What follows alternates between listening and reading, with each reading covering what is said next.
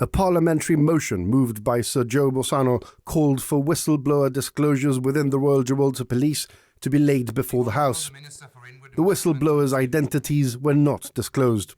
The first allegation was by a detective inspector involved in Operation Delhi, who said he had witnessed Commissioner Ian McGrail having a meeting in his suite with the complainant in the investigation, being given preferential treatment.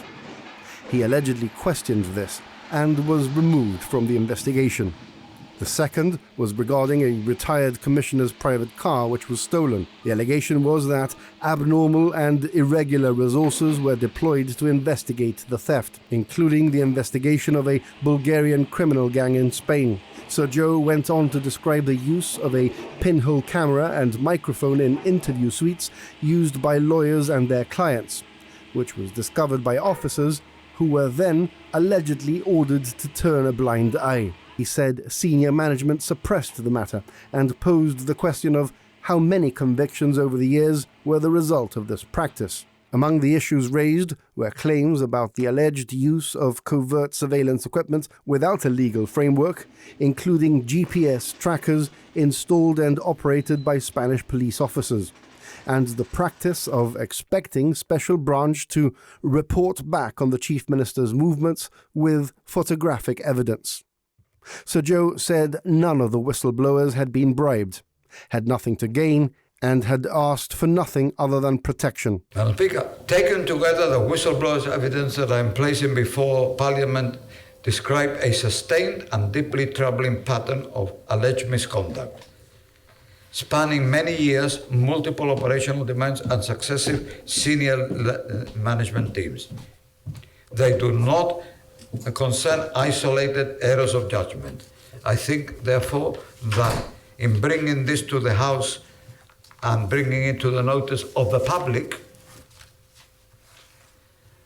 I am doing a great service to the RGP and to Gibraltar, and I hope that the honourable members opposite will see it in the same way, be as concerned about this as I am, and want to see that we get to the truth, and nothing but the truth, and that we apply the law equally to everybody, and that the people who have been responsible for creating the situation are prosecuted and punished for what they've done.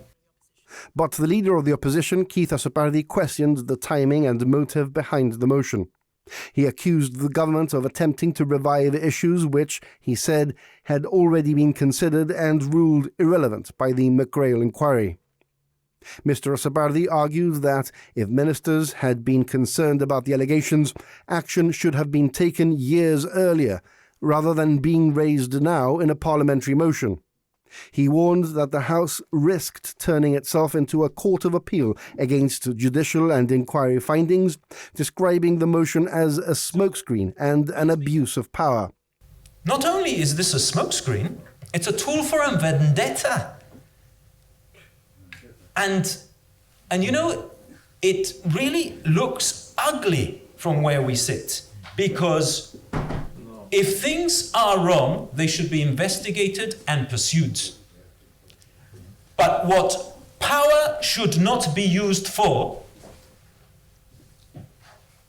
is for vendettas, or to create smokescreens from your own improper action, because that is called abuse of power.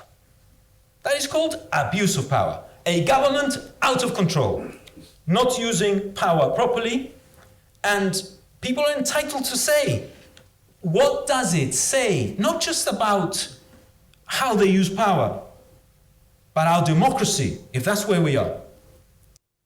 He added that, while any credible allegation should be investigated, Parliament should not undermine constitutional safeguards or the separation between the legislature, executive and judiciary. Mr. Asapardi said the House must not be used to sidestep established legal processes or to relitigate matters already examined elsewhere. He argued the government was trashing the Constitution and setting up a kangaroo court.